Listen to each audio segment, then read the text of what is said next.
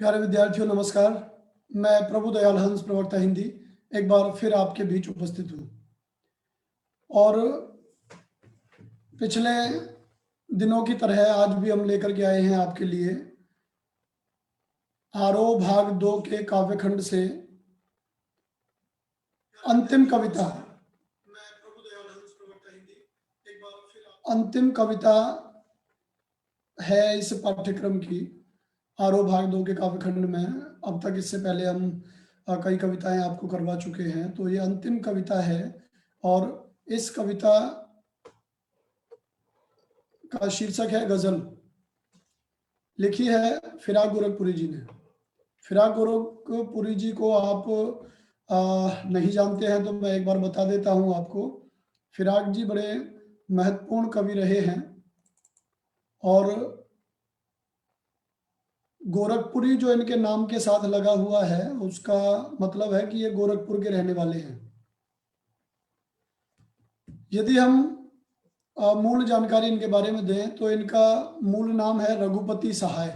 फिराक के नाम से इन्होंने अपना उपनाम लगाया हुआ है। इनका जन्म 28 अगस्त सन 1896 गोरखपुर उत्तर प्रदेश में हुआ। 28 अगस्त 1896 में। और शिक्षा इन्होंने प्राप्त की रामकृष्ण की कहानियों से शुरुआत हुई। रामकृष्ण जो हमारे देवी देवता हैं उनकी कहानियां इनके माता पिता इन्हें सुनाते थे।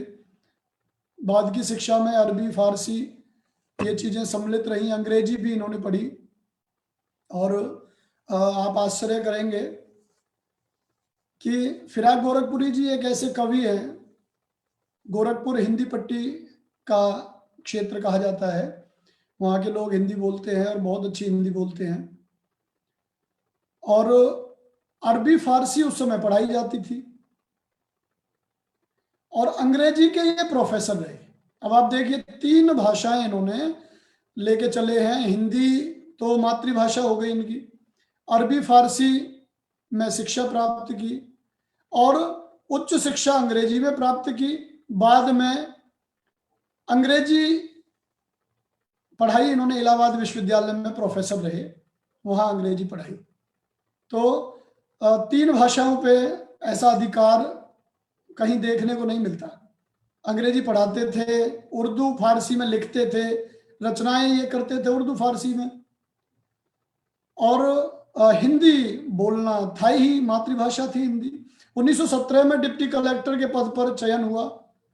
बाद में 1918 में जो आज़ादी के लिए जो संग्राम चल रहा था, आंदोलन चल रहे थे, उसमें डिप्टी कलेक्टरी छोड़ दी।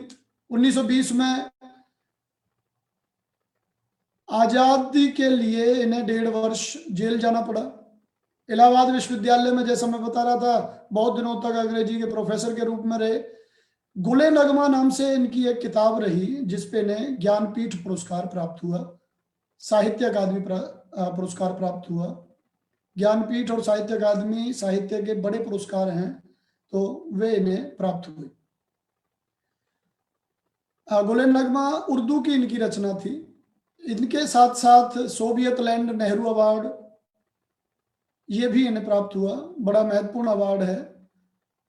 और प्रसिद्ध जो कृतियां हैं, जो रचनाएं हैं, उनमें गुले नगमा, बज़्म जिंदगी, रंगे शायरी, उर्दू गजल गोई, इस तरह की अन्य महत्वपूर्ण रचनाएं इनकी हैं। निधन इनका सन 1983 में हुआ। तो कहने का तात्पर्य है कि इन्होंने तीनों भाषाओं में बड़ा महत्वपूर्ण योगदान दिया। अंग्रेजी में भी इनकी रचनाएं हैं। मैं एक बार पढ़ रहा था, बंच ऑफ एसेज नाम से इनकी अंग्रेजी में भी रचना है। तो काफी महत्वपूर्ण काम फिराक गोरखपुरी जी ने किया है। तो आइए आज जो हम पढ़ रहे हैं वो पढ़ रहे हैं, इनकी गजल है। रुबाइयां भी थी। गजल उर्दू फारसी की विधा है। उर्दू फारसी में ही इन्होंने लिखी। बाद में इसका लिप्यांतर हुआ।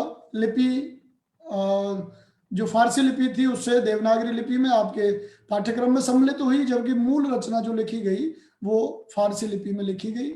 उर्दू फारसी में ये काम किया ही करते थे। तो अब आज हम पढ़ रहे हैं गजल, तो निसंदेह मैं महसूस कर रहा हूं कि आप लोगों में गजल पढ़ने के प्रति एक ललक होगी।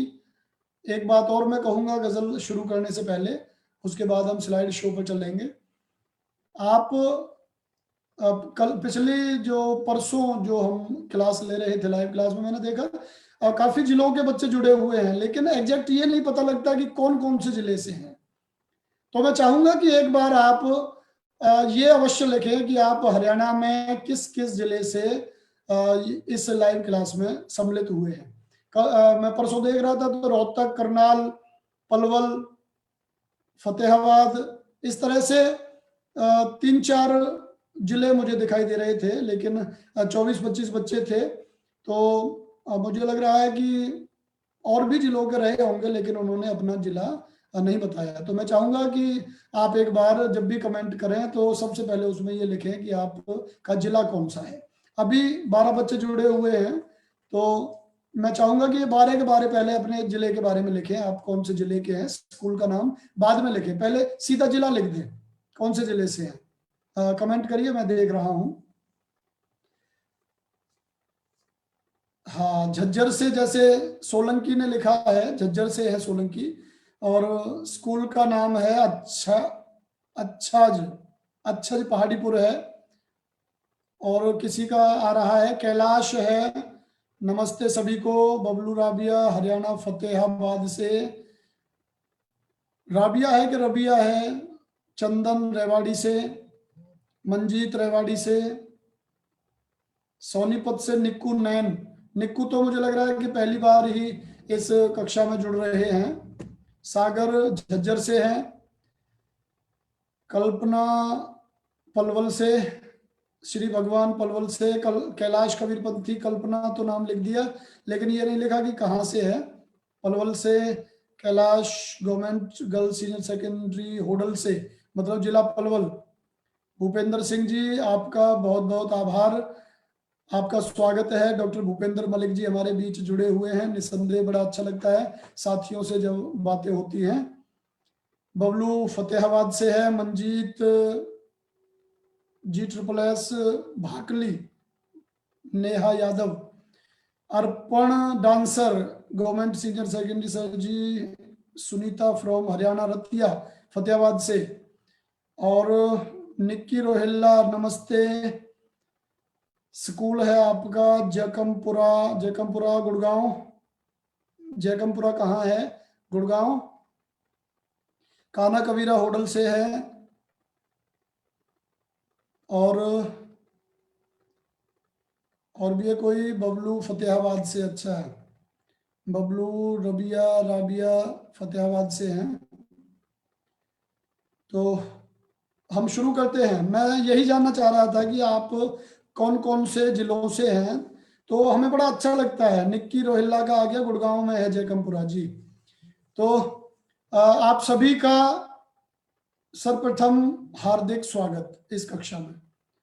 आप लोग जुड़ते हैं तो अच्छा लगता है, हमें लगता है कि हम समय बर्बाद नहीं कर रहे हैं, हमारी एक एक बात आप तक पहुंच रही है। तो हम चलते हैं गजल की ओर। स्लाइड शो शुरू कर रहा हूं। जितने भी बच्चे जुड़े हुए हैं, मैं चाहूंगा कि एक बार यहां से लिंक शेयर करें अपने विद्यालय के ग्रुप में, अपनी कक्षा के ग्रुप में। सभी बच्चों से आग्रह करूंगा कि हिंदी संक्रांति पे ये जो वीडियो चल रहा है, इसमें शेयर का ऑप्शन आया हुआ है, शेयर करें इसको, लाइव क्लास को अपने ग्रुप में, अपने साथियों के पास, आपकी कक्षा का जो ग्रुप है। तो उससे क्या होगा कि बच्चे लाभान्वित होंगे। वो जो इधर उधर समय, टेलीविजन में समय उनका बीत रहा है, तो निसंदेह दोहराई का एक अवसर उनके पास है। तो मैं चाहूंगा कि एक बार सभी बच्चे अपने अपने ग्रुप में, अपने विद्यालय के ग्रुप में इस वीडियो को शेयर करें।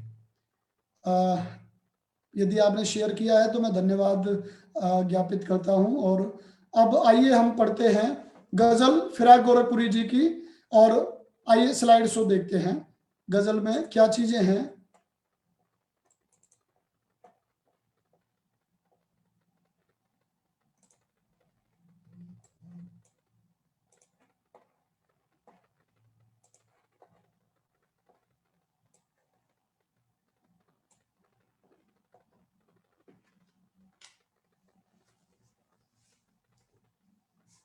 तो एक बार पुनः आप सभी को नमस्कार। कक्षा 12वीं हिंदी आरो भाग 2 काव्यखंड से हम लेकर के आए हैं आपके लिए गजल, जिसे लिखा है फिराक गोरखपुरी जी ने, जिनका मूल नाम है रघुपति सहाय। प्रस्तुति प्रभुदयाल हंस। अब तो हम लोग परिचित हो चुके हैं प्रभुदयाल हंस, यानी मैं राजकीय वरिष्ठ माध्यमिक विद्यालय होडल, जिला पलवल से आपके बीच उपस्थित हूं। शुरू कर रहे हैं गजल की पहली पंक्ति। नवरस गुंचे पंखड़ियों की नाजुक गिरहें खोले हैं, या उड़ जाने को रंगो बू गुलशन में पर तोले हैं। ये जो पहला शेर है गजल में, असलियत में, चलिए पहले एक बार मैं गजल के बारे में बता दूं। अरबी फारसी की विधा है गजल। बाद में दुष्यंत कुमार जी ने हिंदी में भी गजलें शुरू की देवनागरी लिपि में लिखना, लेकिन गालिब, मीर तकी मीर, दाग देहलवी, कितने सारे ऐसे शायर हुए जिन्होंने गजलों को उर्दू फारसी में नगीनों की तरह जड़ दिया। बहुत सारे लोग हुए। फिराक गोरखपुरी जी तो मीर की गजलों के बड़े पसंद करने वाले थे, बहुत पसंद थी उन्हें मीर की गजलें। तो गजल जो है ये तो आपको पता लग गया उर्दू फारसी की विधा है। अब ये और जान लें कि गजल में जो दो दो पंक्तियां होती हैं वो स्वतंत्र अपना वजूद रखती हैं और उन्हें शेर कहा जाता है, शेर। और शेर का बहुवचन है अशआर, अशआर।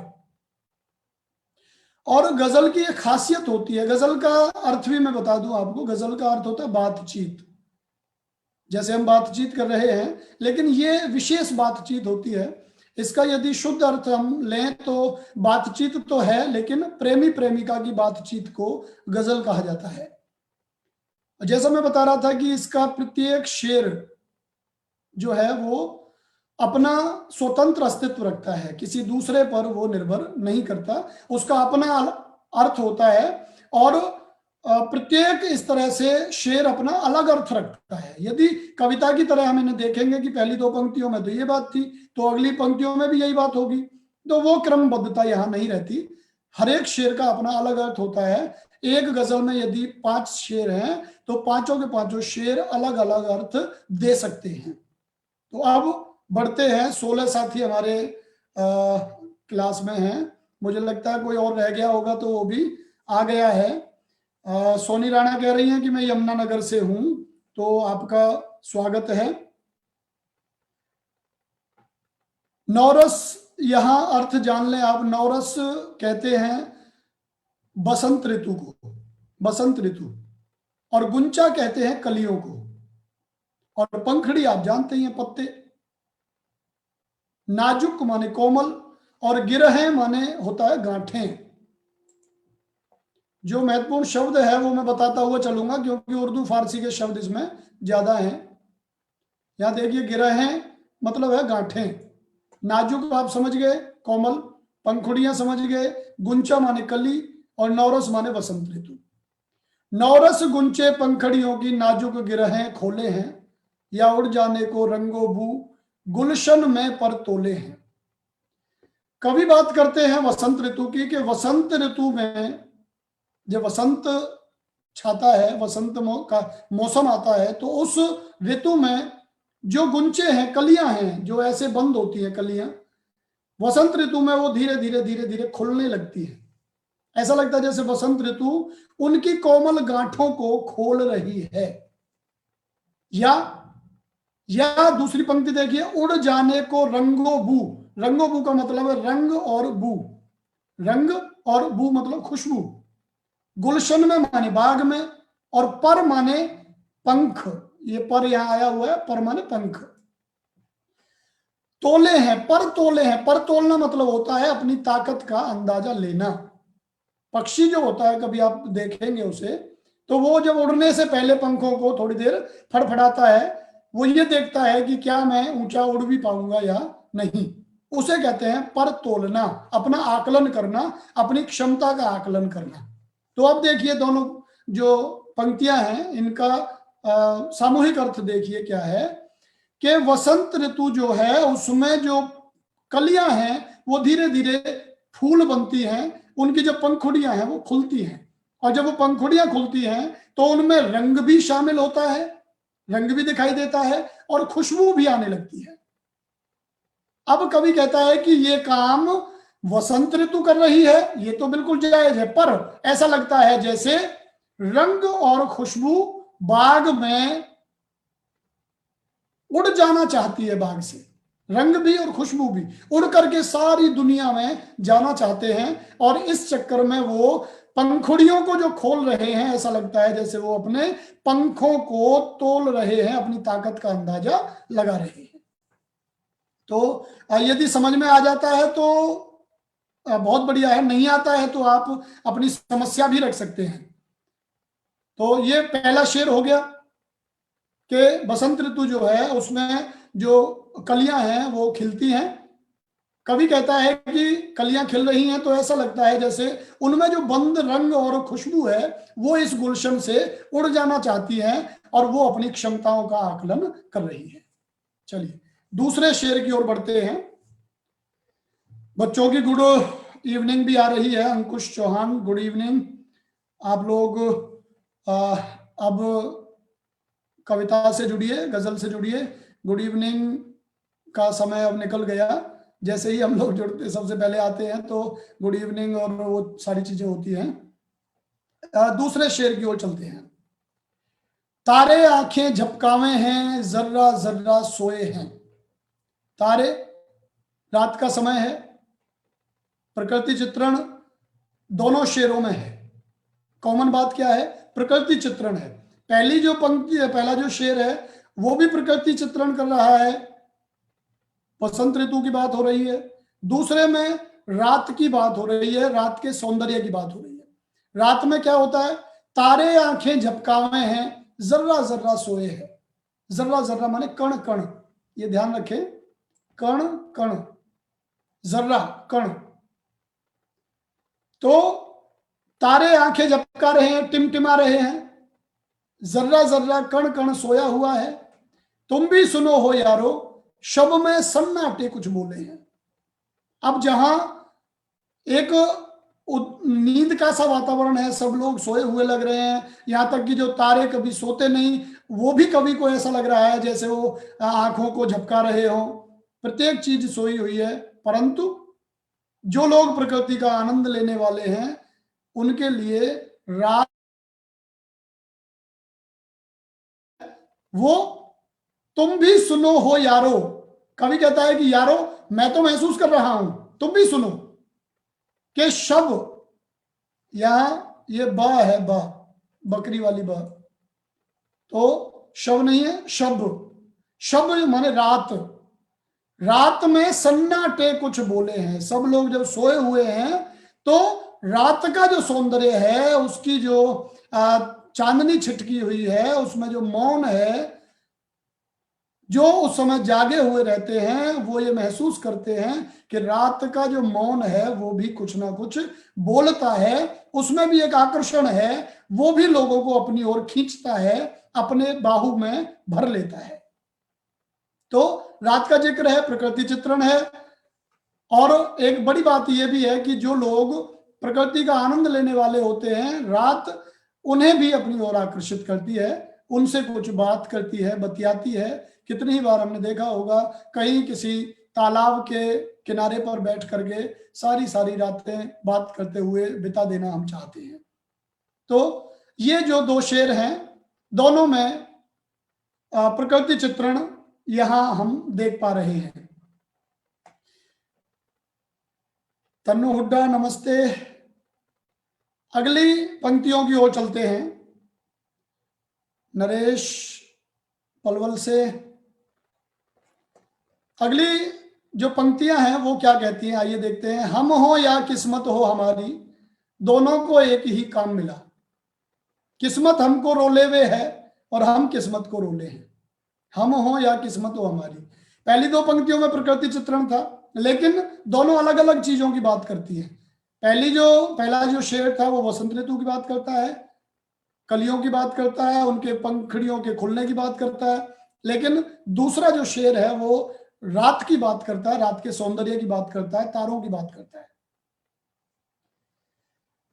तो अब अगला जो ये क्या कह रहा है अगले शेर में, कि हम हो या किस्मत हो हमारी, दोनों को एक ही काम मिला, किस्मत हमको रोले हुए है, हम किस्मत को रोले हैं।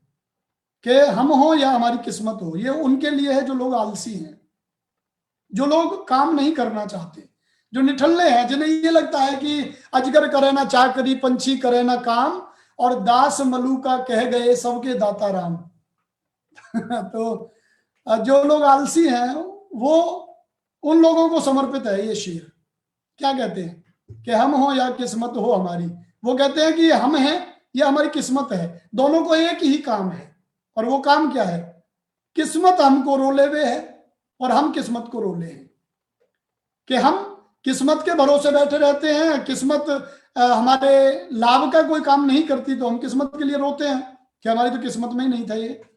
कई नौकरी के लिए आवेदन हमने भरा, टेस्ट हुआ, बाद में हमारा नंबर नहीं आया, तो हम कहते हैं कि हमारी तो किस्मत ही खराब थी।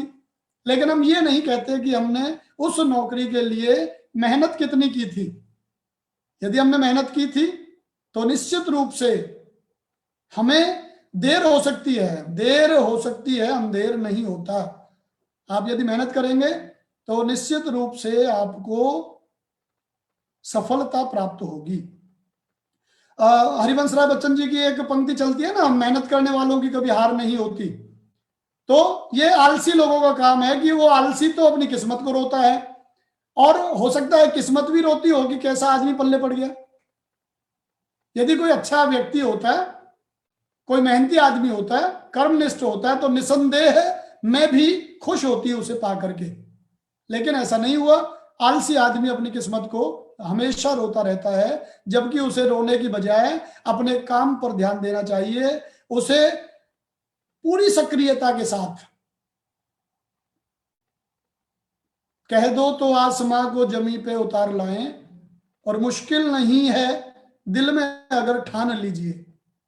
एक फिल्म आई थी उमराव जान, उसमें एक बड़ी अच्छी गजल थी है, और उसका ये शेर मैं प्रस्तुत कर रहा हूं कि कह दो तो आसमां को जमी पे उतार लाएं, मुश्किल नहीं है दिल में अगर ठान लीजिए।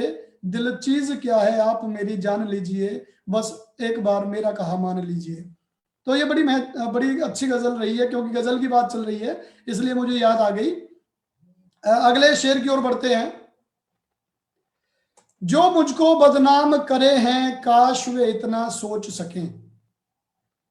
जो मुझको बदनाम करे हैं काश वे इतना सोच सकें, मेरा पर्दा खोले हैं या अपना पर्दा खोले हैं।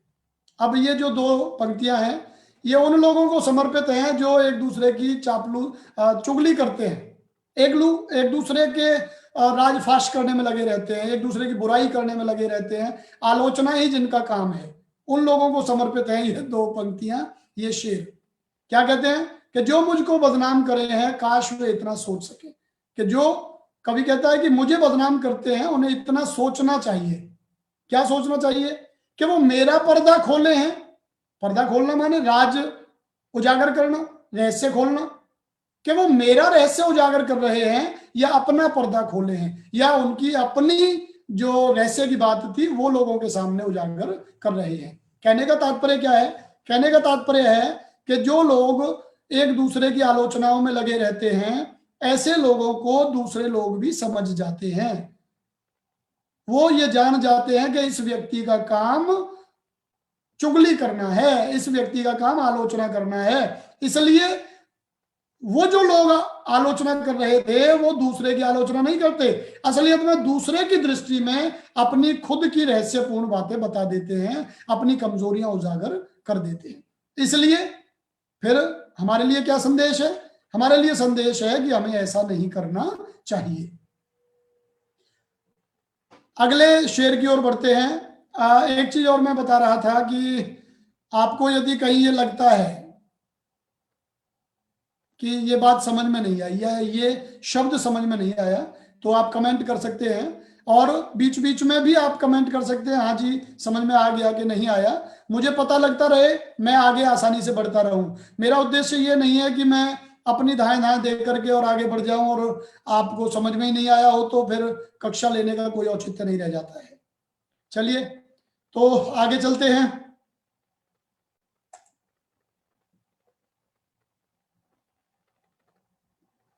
ये कीमत भी अदा करे हैं हम बदरुस्ती ए होशो हवास। बदरुस्ती, बदरुस्ती ए होशो हवास, होशो हवास की उपस्थिति में, होशो हवास के साथ।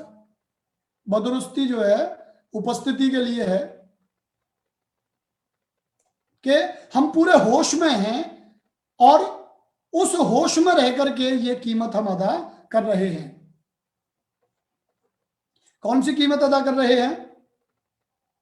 अब ये देखिए, तेरा सौदा करने वाले दीवाना भी होले हैं।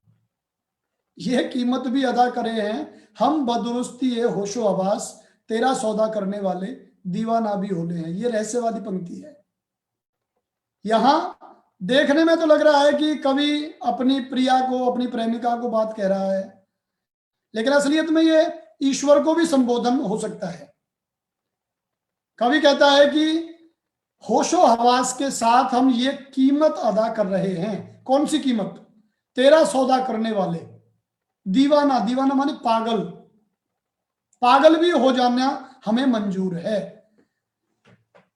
इश्क और ईश्वरीय प्रेम दोनों में आदमी पागल होता है।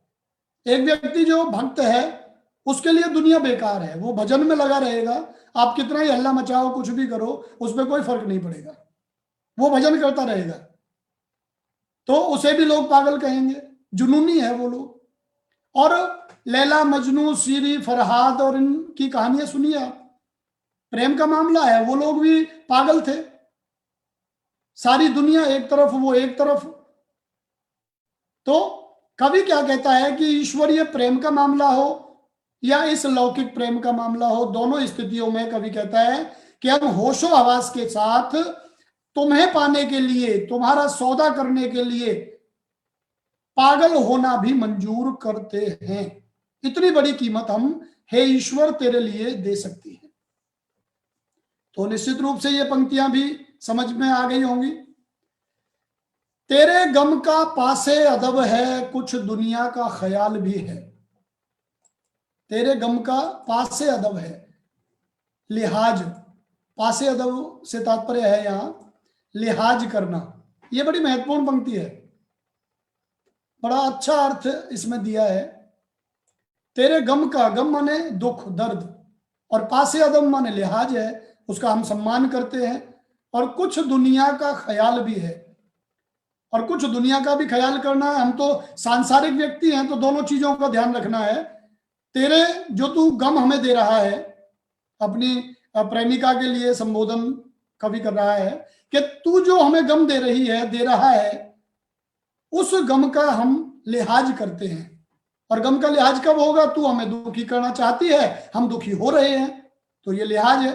अब तुम हमें दुखी करना चाहते हो, हम दुखी नहीं हो रहे हैं, तो ये लिहाज नहीं है। तो वो कहते हैं कि हमें तुम्हारे गम का, जो तुम गम दे रहे हो, उसका लिहाज भी करना है, सम्मान भी करना है, और कुछ दुनिया का भी ख्याल करना है। दुनिया का क्या ख्याल करना है? कि दुनिया को हमें ये दिखाना है कि नहीं, हम तो ठीक है, बहुत अच्छे हैं, हमें कोई दुख ही नहीं है।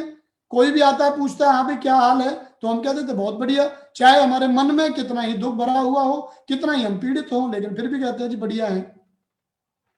तो दुनिया का ख्याल भी करना है। सबसे छिपा के दर्द के मारे चुपके चुपके रोले हैं। और अब दोनों चीजों को देखते हुए दुनिया का ख्याल भी रख रहे हैं और तुम्हारे गम का लिहाज भी कर रहे हैं। तो ऐसी स्थिति में सबसे छिपा के दर्द के मारे चुपके चुपके रोले हैं। तुम जो दर्द दे रहे हो उसकी वजह से आंसू आ रहे हैं, रो रहे हैं, और दुनिया का ख्याल है, और इस वजह से हम चुपके चुपके रो रहे हैं। दुनिया को दिखाई ना दे कि यह व्यक्ति परेशान है, यह व्यक्ति दुखी है। तो दुनिया का भी ख्याल रह गया और तुम्हारे गम का हमने लिहाज कर लिया, सम्मान कर लिया। तो विक्की सोनी कह रहा है आ गई समझ में। सागर मलिक यानी प्रिया भी समझ में आ गया है। संजय सैनी भी समझ में आ गई बात। तरुण की भी समझ में आ गई बात। तो चलिए, नरेश तरुण होडल से है।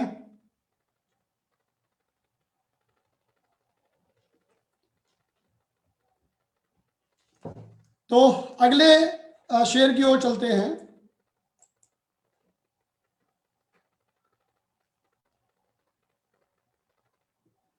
फितरत का कायम है तवाजुन, आलम में हुस्न इश्क में भी। तवाजुन, तवाजुन है ये। और तवाजुन का अर्थ आप दिमाग में रखें, तवाजुन का अर्थ है संतुलन। तवाजुन माने संतुलन। जुन है ये, छोटा ऊ है, यहां गलती से लग गया। और फितरत माने स्वभाव, आदत।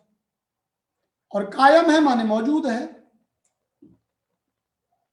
हमारी जो आदत होती है उसका संतुलन, आलम माने संसार में, हुस्न माने सौंदर्य, और इश्क माने प्रेम, कि जो हमारी आदत है, स्वभाव है, वह हुस्न और इश्क के संसार में भी उसका संतुलन कायम रहता है। कैसे रहता है? उसको उतना ही पाते हैं खुद को जितना खोले हैं, कि उसको उतना ही प्राप्त करते हैं, उतना ही पाते हैं जितना खुद को खोले हैं। जितना हम दूसरे का सम्मान करेंगे उतना ही सम्मान हमें बदले में प्राप्त होता है। ये हमारे स्वभाव का संतुलन है, चाहे हुस्न और इश्क का मामला हो या ये आम व्यवहार का मामला हो। जब हम किसी की तारीफ करते हैं तो हमें स्वयं भी तारीफ मिलती है, हम किसी की आलोचना करते हैं तो हमें स्वयं भी आलोचना मिलती है। हम ईश्वर के प्रति जितना समर्पित होते हैं उतना ही ईश्वर के नजदीक भी पहुंचते हैं। ये जो आदत है, ये प्रकृति में जो ये तत्व है, ये संतुलन है, ये हर एक चीज में हमें प्राप्त होता है। हम देखिए, धरती के साथ मेहनत कर लें, किसान आंदोलन चला हुआ है, आप किसानों को देखिए वो कितना मेहनत करते हैं। धरती में जितना मेहनत करते हैं बदले में धरती उनकी मेहनत का उतना ही फल देती है। तो कवि कहते हैं कि हमारी जो आदत है, हमारा स्वभाव है या प्रकृति है जो हमारी, उसका संतुलन हुस्न और इश्क, सौंदर्य और प्रेम के मामले में भी कायम रहता है, उपस्थित रहता है, मौजूद रहता है। हम किसी को उतना ही पाते हैं जितना अपने आप को उसके प्रति समर्पित करते हैं। एक वो आपने सुना होगा, मिटा ले अपनी हस्ती को गर कुछ मर्तबा चाहे, दाना खाक में मिलकर गुले गुलजार होता है। कि अपनी हस्ती को आप जितना मिटा लोगे, एक दाना है, बीज है, वो धरती में गया, वह गलता है, अपना जो उसका कठोर आवरण है उसको गला देता है, नष्ट होता है वो। और जैसे जैसे वो नष्ट होता है वैसे वैसे उसके अंदर से एक अंकुर फूटता है, एक एक अंकुर निकलता है। और वह बीज जब पूर्ण रूप से नष्ट हो जाता है तब जाकर के वह एक विशाल वृक्ष का रूप ले लेता है। अब आप देखिए, उस बीज ने अपने आप को गला दिया, अपने आप को नष्ट कर दिया, तब जाकर के वो एक वृक्ष का रूप ले सका। तो ये जो फितरत है, हमारी आदत है, आप जितना दूसरे का सम्मान करेंगे, जो जितना दूसरे को प्रेम करेंगे, बदले में उतनी ही चीजें आपको प्राप्त होंगी। आबो ताब अशार न पूछो तुम भी आंखें रखो हो। आबो ताब, चमक दमक, आबो ताब से तात्पर्य है चमक दमक से। और अशार, अशार मैंने क्या बताया था? अशार माने, एक तो बताया था शेर और एक बता रहा था अशार। शेर जो है वो गजल की 2 पंक्तियां होती हैं, और अशार शेर का बहुवचन होता है, बहुत सारे शेर। अब ये क्या कहता है? आबो ताब अशार ना पूछो तुम भी आंखें रखो हो। ये जगमग बैतों, बैत भी शेर के लिए आया है, कि दमक है या हम मोती रोले हैं। अब ये 2 बड़ी महत्वपूर्ण पंक्तियां हैं, और उन लोगों के लिए हैं जो कवि से ही पूछते रहते हैं, कवि से ही पूछते हैं कि भाई ये बताओ कि तुम्हारी कविता में क्या खास है, इन शेरों में कौन सी ऐसी खासियत है कि हम इन्हें पढ़ें, हमें तो ये समझ में नहीं आता। अब फिराक जी कहते हैं कि भाई मुझसे पूछने की जरूरत नहीं है, आबो ताब अशार न पूछो, कि इन शेरों की खासियत मुझसे मत पूछो, इनकी चमक दमक क्या है, इनमें ऐसा क्या है, ये बात मुझसे मत पूछो। तुम आंखें रखो, तुम अपनी समझ रखो, अपने अंदर बुद्धि रखो कि इन शेरों को समझ सको। ये जगमग बैतों की दमक है। मुझसे मत पूछो कि ये शेरों की चमक है या हमने मोती इसमें पिरो रखे हैं। रोले हैं माने पिरोना, जैसे माला में फूल पिरोए जाते हैं, मन के पिरोए जाते हैं। तो वो कहते हैं कि मेरे शेरों के बारे में मुझसे पूछने की जरूरत नहीं है, थोड़ा बुद्धि रखें, समझ रखें, तो आपको पता लग जाएगा कि ये शेरों में चमक दमक नहीं है। इनको हमने इनके अर्थ के, इनके भाव के हिसाब से मोतियों की तरह कीमती बना दिया है। कवि अपनी रचनाओं की तारीफ करते हुए कहते हैं कि आप यदि थोड़ा सा भी दिमाग रखेंगे तो आपको पता लगेगा कि हमने इनमें बहुत ज्यादा कलाकारी नहीं की है, हमने तो इनके अर्थ और भाव में वहां थोड़ा फेरबदल किया है और ये शेर मोती की तरह चमकने लगे हैं। तो कहने का तात्पर्य कवि की जो रचनाएं हैं वो बड़ी महत्वपूर्ण हैं और उन्हें मोती की तरह वे कीमती बताते हैं। तो आगे बढ़ें।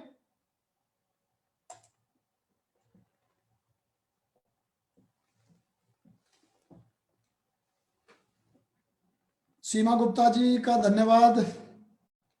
और जो जो बच्चे समझ पा रहे हैं, सोलंकी, अनुज चौहान जी और सीमा गुप्ता जी का यहाँ जुड़ने पर धन्यवाद करता हूँ। अर्पण, बबलू, नरेश,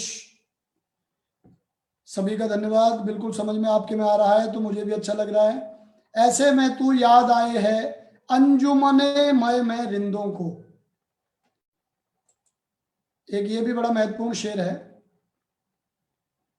ऐसे में तू याद आए है अंजुमने, अंजुमन एक शब्द है अंजुमन, और जो ए लगता है ना, ये ए, अंजुमन ए, मैं, ए जो है वो का के की के लिए आता है, का के की।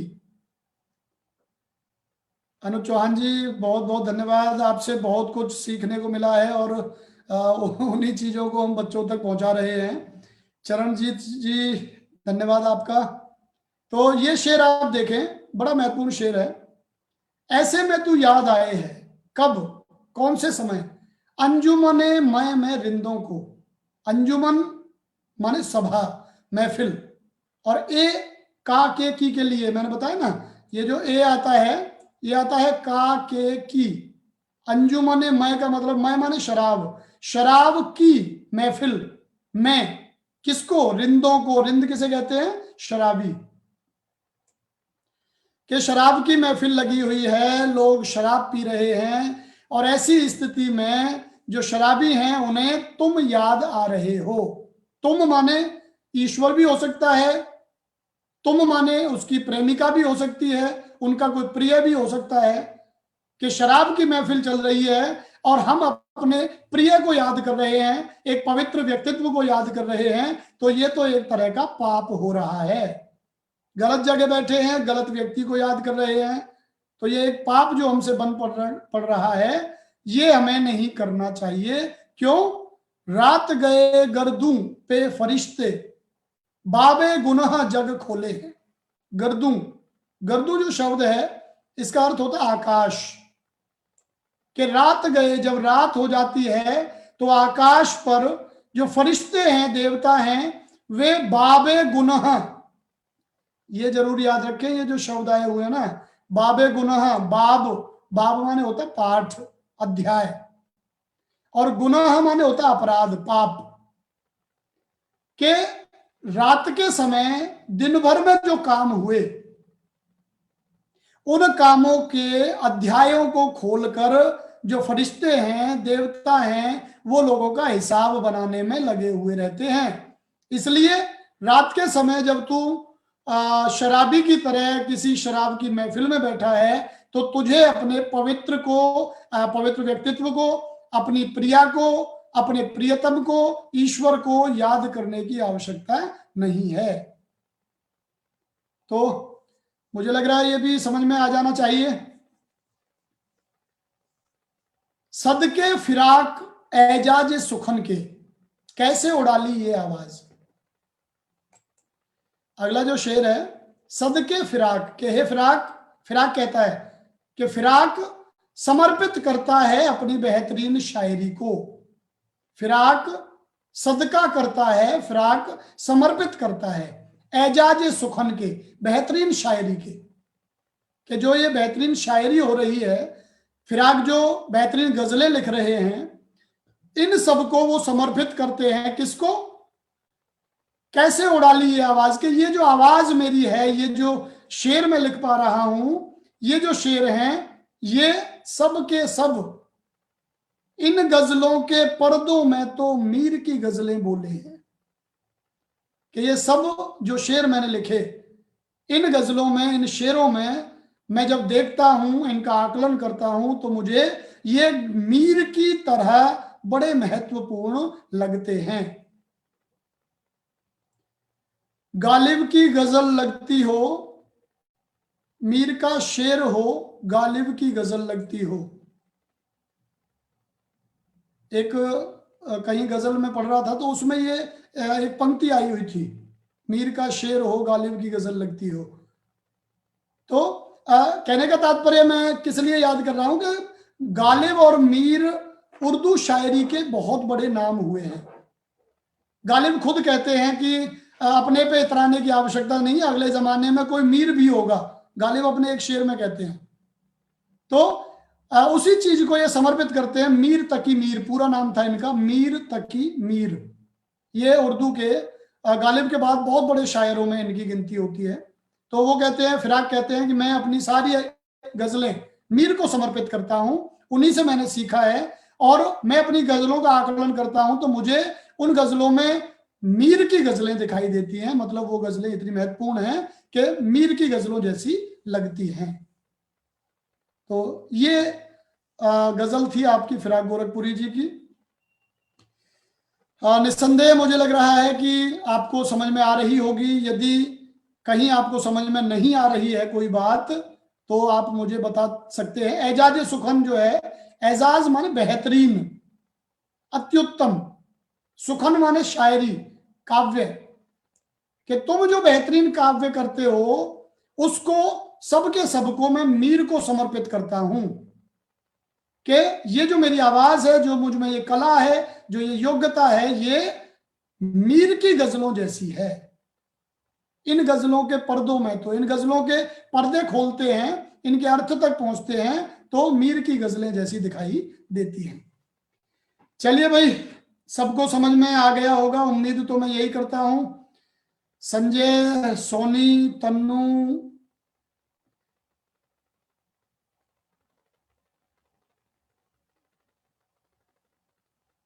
अनुज चौहान जी का एक शेर आया है, हमारे पीर तकी मीर ने कहा था कभी, मियाँ ये आशिकी इज्जत बिगाड़ देती है। अनुज जी, इस बेहतरीन शेर के लिए धन्यवाद। मैं असलियत में वो पंक्तियां भूल गया, वो बड़ी सुंदर पंक्तियां थी मीर के गजलों और शेर के बारे में, फिर कभी। तो ये गजल आपकी हो चुकी है। अब हम बढ़ते हैं उसी तरफ जिस तरफ आप सभी लोग चाहते हैं। गजल जब हो गई तो फिर अब क्या बचा? अब बचा प्रश्नोत्तरी, और प्रश्नोत्तरी का बिल्कुल आप इंतजार कर रहे होंगे। 15-20 मिनट हमारे पास हैं। इन 15-20 मिनट में हम 15-20 प्रश्नों को आपके बीच रख रहे हैं। तो क्या आप लोग सभी तैयार हैं? बबलू राबिया पूछ रहे हैं इंग्लिश क्लास कब लेकर आ रहे हैं। तो असलियत में प्यारे बच्चे के अंग्रेजी के अभी अध्यापक पूरी तरह से अपनी सहमति नहीं दे पाए हैं। तो जैसे ही उनकी सहमति मिलती है, हम तो प्रत्येक विषय की क्लास यहाँ चाहते हैं, उसके लिए समय बांट दें। तो अभी नहीं कहा जा सकता कि अंग्रेजी की क्लास कब आएगी। जैसे ही हमें किसी साथी की सहमति प्राप्त होती है, हम अंग्रेजी की क्लास यहाँ लगाना पसंद करेंगे और आप लोगों को निश्चित रूप से लाभ होगा। तो चलिए अब चलते हैं प्रश्नोत्तरी की तरफ। महत्वपूर्ण प्रश्न, और पहला प्रश्न आ भी गया, उसके ऑप्शन भी आ गए। पहला प्रश्न आपके लिए, शब्द के सदके फिराक एजाज सुखन के कैसे उड़ा ली ये आवाज। ये पंक्तियां बोल के शब्द लिखते हैं तो उसमें गड़बड़ होती है, खैर मैं बता देता हूं आपको। सदके फिराक एजाज सुखन के कैसे उड़ा ली ये आवाज, पंक्ति में भाषा कौन सी है। ऑप्शन आपके सामने है। ए तत्सम प्रधान, बी तद्भव प्रधान। तन्नू हुड्डा का सबसे पहला जवाब आया है, बधाई तन्नू। दूसरा संजय सैनी, तीसरा नरेश, चौथा कान्हा कबीरा, पांचवा कबीर पंथी कैलाश, छठवां सोलंकी, सातवां कान्हा कबीरा का निक्की रोहिल्ला, आठवां सागर मलिक, नौवां बबलू राविया, 10वां मंजीत यादव, 11वां। 11 उत्तर हमारे पास आए हैं। पहला तत्सम प्रधान, दूसरा तद्भव प्रधान, तीसरा उर्दू फारसी और चौथा है ब्रज भाषा। और अब हम कंप्यूटर जी से कहते हैं कि अपना उत्तर बताइए सही क्या है। अब हमारे पास भी कंप्यूटर जी जवाब देने लगे हैं भाई। देखिए ये हम क्लिक करते हैं, कंप्यूटर जी बताइए। आपने मिला लिया होगा। जिन विद्यार्थियों ने सी किया है उर्दू फारसी वे सही हैं। और एक बार फिर से मैं बता दूं, 2011 में ये प्रश्न आया था और 2011 में ये चारों सेटों में प्रश्न आया। 4 सेट होते हैं, चारों में आया ये प्रश्न घूम घूम के। कैसे घूम के कि एक में तो ये लाइन दे दी सद के फिराक एजाज सुखन के, किसी में कोई दूसरी पंक्ति दे दी, किसी में कोई तीसरी पंक्ति दे दी। तो इस तरह से ये बड़ा महत्वपूर्ण प्रश्न है और ये आपको ये याद करवाना चाहता है कि इस पूरी गजल की जो भाषा है वो कौन सी है, उर्दू फारसी। जिन भी साथियों ने सी जवाब दिया, बबलू राबिया, विशाल प्रजापत, नरेश, कान्हा कबीरा और भी जो हमारे साथी जिन्होंने जवाब दिया, उन सभी को हार्दिक बधाई। अगले प्रश्न की ओर बढ़ते हैं, तैयार हो जाइए। लीजिए स्क्रीन पर प्रश्न आ गया आपके। रात्रि के गहन अंधकार में क्या टिमटिमा रहे हैं। 2012 में यह प्रश्न आया था। ऑप्शन दे देता हूं। ए तारे, बी जुगनू, सी बिजली और डी दिए। दूसरा प्रश्न अब तक पहुंच गया। 2012 में यह प्रश्न आया और सोलंकी बाजी मार गया। पहला उत्तर सोलंकी का, अंकुश चौहान दूसरा, सोनी राणा, बबलू राविया, सागर मलिक, नरेश अहीर, संजय सैनी, क्रमशः कान्हा कबीरा। इनके आगे उत्तर मंजीत यादव, तन्नू हुड्डा, निक्की रोहिल्ला, कैलाश कबीरपंथी। इन सब के उत्तर आ गए हैं, आप और नोट कर लें। ये 4 ऑप्शन है, इनमें से सही ऑप्शन कंप्यूटर जी बताएंगे क्या है भाई। तारे। तो सही उत्तर है इसका तारे। अगले प्रश्न की ओर बढ़ते हैं।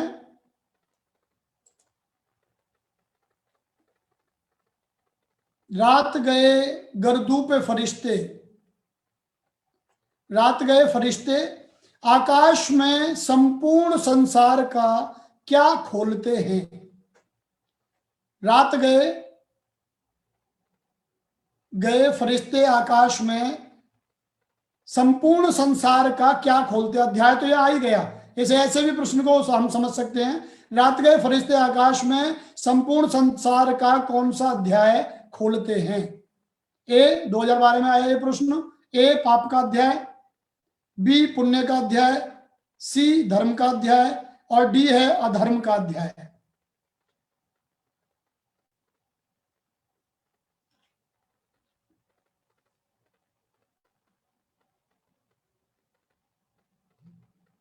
सागर मलिक की समस्या है। सागर मलिक का नाम प्रिया था क्या था, मैं तो याददाश्त और बड़ी कमजोर है कि मेरे पास जो क्वेश्चन है वो लेट आ रहे हैं।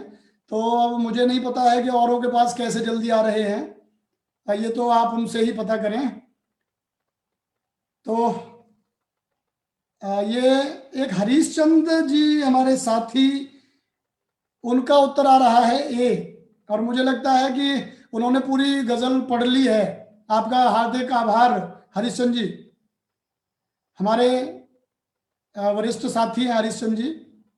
तो रात गए जो फरिश्ते हैं वो आकाश में संपूर्ण संसार का कौन सा अध्याय खोलते हैं?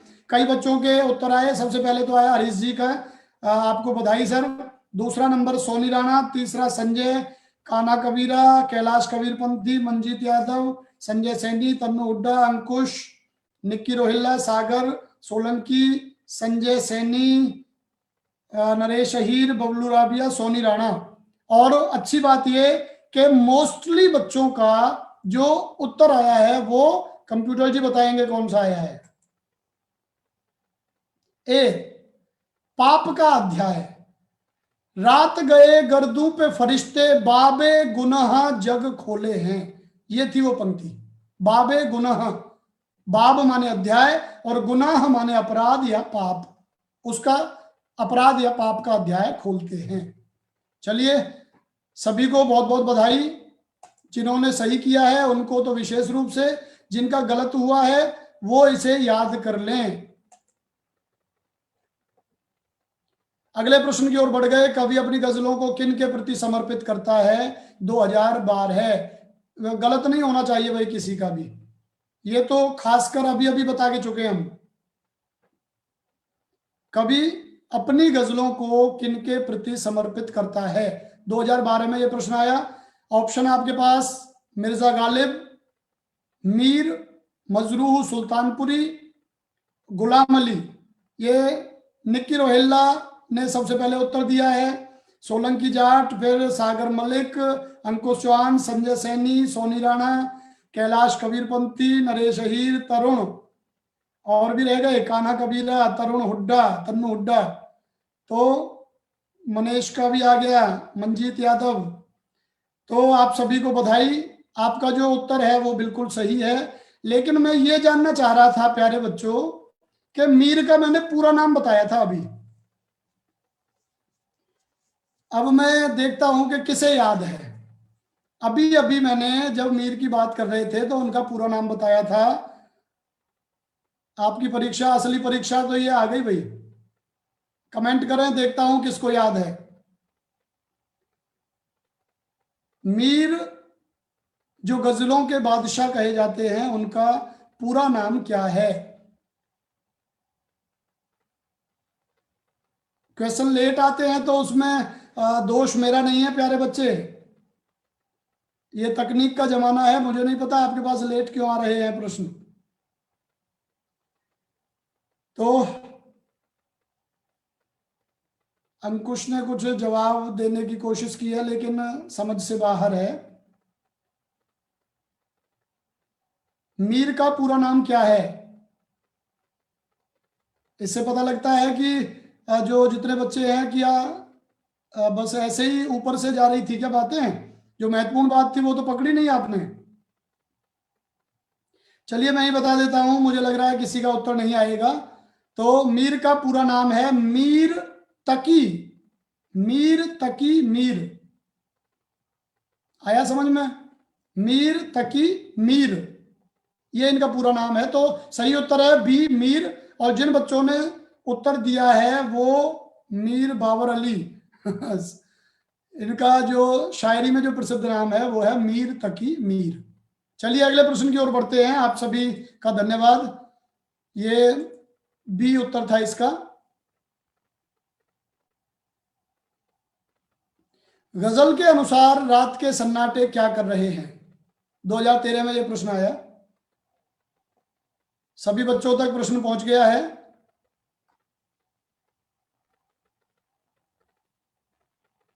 गजल के अनुसार रात के सन्नाटे क्या कर रहे हैं? 2013 में आया। ऑप्शन है खामोश हैं, कुछ बोल रहे हैं, पसरे हैं, जाग रहे हैं। अपना उत्तर दीजिए। संजय सैनी कह रहे हैं B, Sagar Malik D, Harishchandra ji B, Manjeet A, Kanha B, Naresh B, Nikki Rohilla B, Ankush B, Tarun भी बी। चलिए, गजल के अनुसार रात के सन्नाटे क्या कर रहे हैं? गजल के अनुसार रात के सन्नाटे बोल रहे हैं। शब में, वो पंक्ति याद करो, शब में सन्नाटे कुछ बोले हैं, ये पंक्ति थी वो। शब माने रात में, सन्नाटे कुछ बोले हैं मतलब बोल रहे हैं। तो कंप्यूटर जी भी जवाब दे देते हैं, ये लीजिए बी, कुछ बोल रहे हैं। आपका उत्तर बी सही है। अगला प्रश्न देखिए, पठित गजल के अनुसार रात में कौन बोल रहा है। ये बिल्कुल उसी तरह का है, थोड़ा सा हेरफेर है, मुझे लग रहा है कि गलत तो आप नहीं करेंगे। पठित गजल के अनुसार रात में कौन बोल रहा है। तारे, पक्षी, बच्चे, सन्नाटे। कोई बहुत महत्वपूर्ण प्रश्न नहीं है, अभी अभी डिस्कस कर चुके हैं, तो उत्तर आपको पता ही होगा। डी, सन्नाटे। तो बढ़ते हैं आगे की ओर। देखिए कौन सा प्रश्न है। गजल के अनुसार आंखें कौन झपका रहे हैं। 2013 में यह प्रश्न आया। गजल के अनुसार आंखें कौन झपका रहे हैं। कौन झपका रहे हैं आंखें, बताइए। ए, तारे, बी, बच्चे, सी, पक्षी और डी, सूर्य।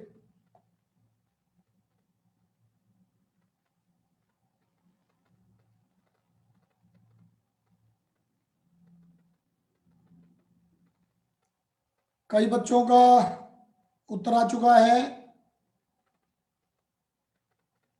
और सबसे अच्छी बात यह है कि सबका सही उत्तर आया है।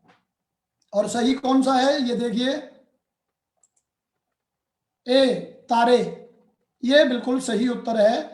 तारे आंखें झपकावे हैं, जर्रा जर्रा सोए है, वो वाली पंक्ति है। पंक्ति याद रखेंगे तो निश्चित रूप से आप गलत नहीं कर सकते। फितरत का कायम है तवाजुन, यहां तवाजुन का क्या अर्थ है। 2014 में ये प्रश्न आएगा। ये बड़ा महत्वपूर्ण प्रश्न है भैया, आपको बताना पड़ेगा इसका तो सही उत्तर आपको बताना पड़ेगा, क्योंकि फितरत के बारे में मैंने काफी देर तक आपको व्याख्या कराई थी। तन्नू का सबसे पहले आया भाई, तन्नू उड्डा, बधाई। दूसरे नंबर पे अंकुश चौहान, तीसरा बबलू, चौथा संजय, पांचवा कैलाश कबीरपंथी और सागर मलिक का, सागर पलक इज वाचिंग, धन्यवाद। सोलंकी का नरेश अहीर, मनेश, मंजीत, कान्हा कबीरा। और सबसे अच्छी बात यह कि ज्यादातर का सही है, एक आध का गलत है, तो वो सही कर लें इसको। उत्तर मैं बता देता हूं, सी, संतुलन। फितरत का कायम है तवाजुन, आलम हुस्नो इश्क में भी, ये पंक्ति याद आ जाएगी तो निश्चित रूप से आपका उत्तर सही हो जाता है। चलिए अगले प्रश्न की ओर बढ़ते हैं, काफी समय हो रहा है। फितरत का कायम है तवाजुन, यहां फितरत का क्या अर्थ है। फितरत का कायम है तवाजुन, यहां फितरत का क्या अर्थ है। भाग्य, समय, आदत, पाखंड। ए भाग्य, बी समय, सी आदत और डी पाखंड। अच्छा किसका आया सबसे पहले। सोनी राणा, निक्की रोहिल्ला, सोलंकी जाट, सागर मलिक, सोनी राणा, तन्नू, बबलू, कैलाश, अंकुश, नरेश, तरुण, संजय, सागर मलिक, बार बार संजय, सैनी, हरीश चंद जी भी और काना कबीरा जी और तरुण, इन सब का, मंजीत का भी उत्तर आ गया और सबका सही है। और कंप्यूटर जी भी हमारे इस बात की तस्दीक कर देंगे, सी, आदत। तो प्यारे बच्चों आप सभी को बधाई, और जो सबसे पहले उत्तर दे रहे हैं ना उनको विशेष बधाई। दूसरों का तो एक हल्का सा ये भी लगता है हमें कि भाई क्या कैसे लेट हुए, कहीं देखकर तो उत्तर नहीं दे रहे थे, लेकिन जो सबसे पहले क्लिक आती है तो ये लगता है कि भाई हाँ बहुत बढ़िया। सर क्वेश्चन लेट आ रहे हैं, ये प्रश्न बार बार उठ चुका है। बार बार इस प्रश्न को उठा करके मुझे शर्मिंदा मत कीजिए, इसमें मैं कुछ नहीं कर सकता। अगले प्रश्न की ओर जरूर बढ़ सकता हूं मैं। अगला प्रश्न देखें,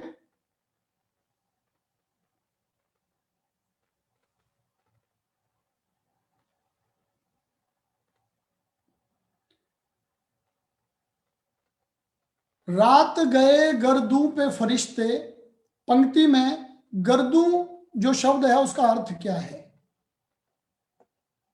अब मुझे लग रहा है मैंने थोड़ा सा लेट पढ़ाया प्रश्न, तो सब तक पहुंच गया होगा।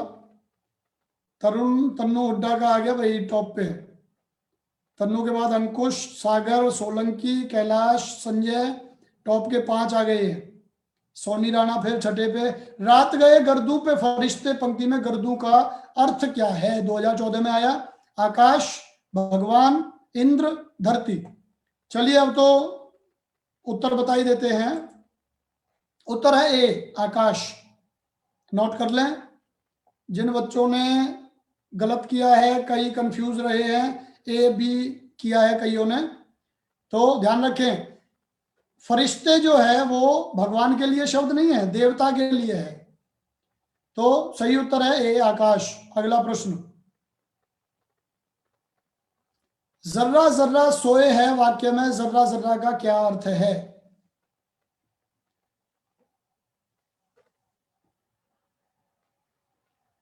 जर्रा जर्रा सोए है वाक्य में जर्रा जर्रा का क्या अर्थ है? ए, थोड़ा सा, बी, कणकण, सी, बूढ़ा सा, जाड़ा सा। ये देखिए किसने पहला उत्तर दिया? हरीशचंद जी ने। बधाई हरीशचंद जी। मनीष मनीष, निक्की रोहिल्ला, दिनेश। अच्छा, इसमें एक गड़बड़ और होती है भाई, ये मुझे नहीं पता लगता, ये पिछले प्रश्न का उत्तर दिया था आपने कि इस वाले का उत्तर दिया था? तो या तो ऐसा कर दिया करें, जो भी पहला उत्तर दे रहा है वो उसका नंबर और डाल दे। 11वां प्रश्न है ये। अभी 10वें का निक्की रोहिल्ला का आया, उसके बाद दिनेश का, फिर सोलंकी, फिर अंकुश। तो मुझे लग रहा है सोलंकी बाजी मार गया था इसमें। सोलंकी का, सोलंकी था पहला। बधाई सोलंकी। तो इसका जो सही उत्तर है, सोलंकी के बाद अंकुश, नरेश, सागर, कैलाश, संजय, सोनी राणा। संजय सैनी, क्या गड़बड़ हो रही है? हाँ, दोबारा से सही किया।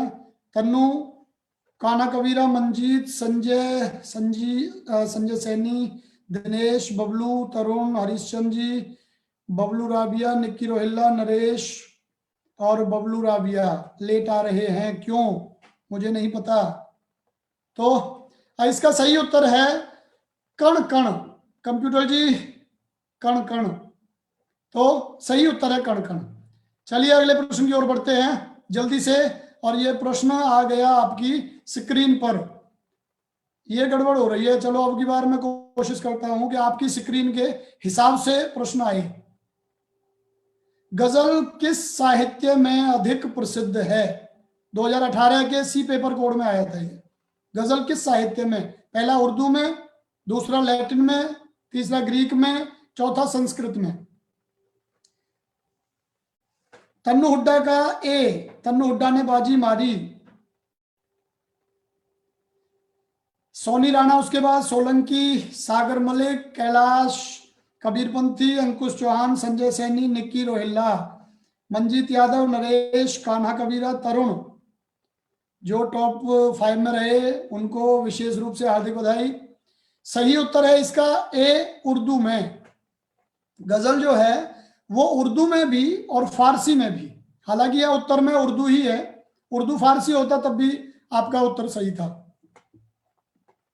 तो अगले प्रश्न की ओर। अब मेरी समझ में आ गया आपको लेट क्यों आते हैं प्रश्न। अब मैं कोशिश करूंगा कि आपको लेट ना आए।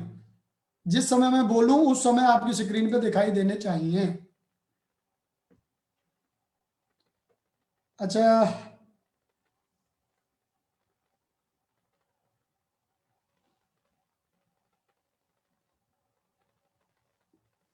चलिए, फितरत शब्द का क्या अर्थ है? ये 2019 में फिर आया ये प्रश्न, और पहले भी आ चुका है, एक बार देखिए।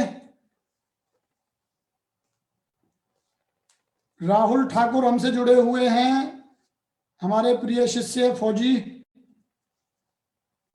तो राहुल, आपका स्वागत है। कैलाश कबीरपंथी ने सबसे पहला उत्तर दिया इसमें। और बधाई कैलाश को, तनु को, हरीश चंद जी, सोनी राणा, अंकुश चौहान, नरेश जी, सागर मलिक, तरुण, कान्हा कबीरा, मंजीत, सारे बच्चों ने उत्तर दे दिया। बधाई। पहले 4-5 लेने की कोशिश करूंगा, काफी समय लग रहा है। फितरत शब्द का अर्थ है आदत, यही बात है, आदत। अगला प्रश्न देखते हैं।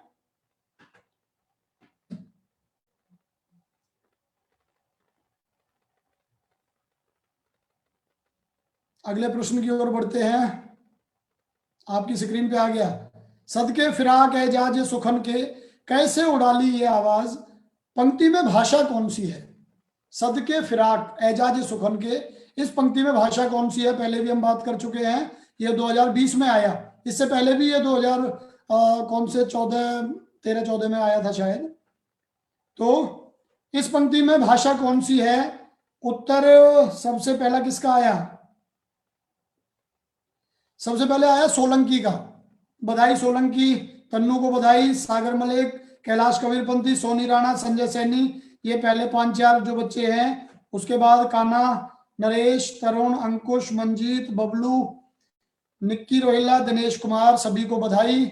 आपका उत्तर स्क्रीन पर चेक कर लें। बी उर्दू फारसी। अगले प्रश्न की ओर बढ़ते हैं। अगला प्रश्न तो समाप्ति हो गया।